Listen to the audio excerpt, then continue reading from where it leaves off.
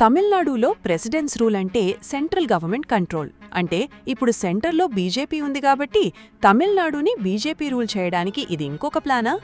అసలేం జరుగుతుందో తెలుసుకుందాం. తమిళనాడు అసెంబ్లీలో టోటల్ 234 సీట్స్. గవర్నమెంట్ ఫామ్ చేయాలి అంటే 118 మెజారిటీ కంపల్సరీ.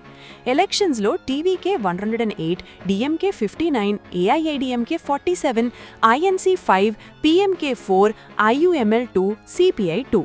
టీవీకేకి ఇంకా 10 సీట్స్ కావాలి మెజారిటీ కోసం.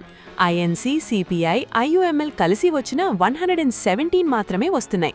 పీఎంకే యాడ్ అయితే మాత్రమే మెజారిటీ క్రాస్ అయ్యి 121 వస్తాయి. కానీ ట్విస్ట్ ఏంటంటే డిఎంకే మరియు ఏఐఏడిఎంకే కలుస్తున్నారని. కానీ నిజం చెప్పాలి అంటే ఈ రెండు పార్టీసు చాలా కాలం నుంచి రైవల్స్. కాబట్టి ఇలాంటి అలయన్స్ అసలు జరగలేని పని. ఒఫిషియల్ కన్ఫర్మేషన్ లేకుండా దీని గురించి డిస్కషన్ కూడా అనవసరం. ఇంకోవైపు ఎంకే స్టాలిన్ ప్రజలు టీవీకేని ఎలెక్ట్ చేశారు, వాళ్ళకి అవకాశం ఇవ్వాలి, ప్రజలు ఇచ్చిన మ్యాండేట్ని గౌరవించాలి, గెలిచిన పార్టీకి ఛాన్స్ ఇవ్వాలి అని అన్నారు. మరియు 6 మంత్స్ డిస్టర్బ్ చేయము అని కూడా చెప్పారు.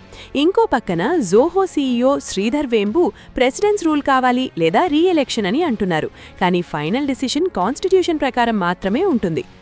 కాన్స్టిట్యూషన్ ప్రకారం ఏం జరుగుతుంది అంటే ముందుగా గవర్నర్ సింగిల్ లార్జెస్ట్ పార్టీ అయిన టీవీకేని పిలుస్తారు మెజారిటీ ప్రూవ్ చేయమని. ఫ్లోర్ టెస్ట్లో ఎమ్మెల్యే సపోర్ట్ చూపించాలి.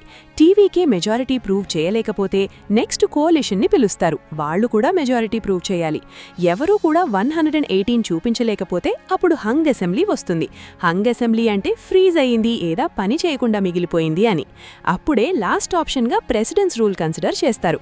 అంటే స్టేట్ డైరెక్ట్గా సెంట్రల్ గవర్నమెంట్ కంట్రోల్లో ఉంటుంది. కానీ ఇక్కడ ఇంపార్టెంట్ క్లారిటీ ఏంటంటే ప్రెసిడెన్స్ రూల్ అంటే పర్మనెంట్గా బీజేపీ రూల్ అని కాదు, ఇది టెంపరరీ అరేంజ్మెంట్ మాత్రమే, మళ్లీ ఎలక్షన్స్ జరిగే వరకు.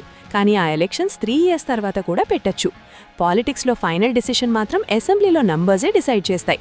మీరేమనుకుంటున్నారు కామెంట్ చేయండి. ఇలాంటి సింపుల్ ఎక్స్ప్లెనేషన్స్ కోసం రా పోస్ట్ కార్డ్ని సబ్స్క్రైబ్ చేయండి.